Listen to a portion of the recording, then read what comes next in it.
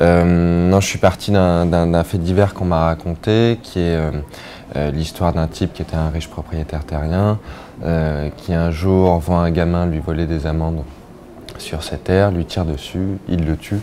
Et en fait, comme problème d'histoire, c'est que ce gamin était le neveu d'un grand parrain de la mafia.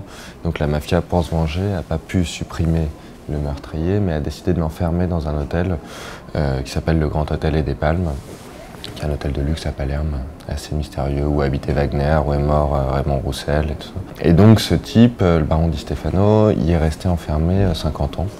Voilà. Donc moi ça c'était vraiment mon point de départ, donc c'est pas une enquête ni journalistique ou même une enquête littéraire, mais en gros j'ai essayé d'imaginer ce que pouvait faire un type comme ça pendant 50 ans dans un hôtel. Donc, entre sa chambre, le bar, le restaurant, puis c'est quand même assez limité. Donc voilà, donc c'était l'idée de travailler un peu sur la mise à l'écart et puis donc la mise à l'écart par rapport au monde, on va dire réel, quoi, à l'extérieur.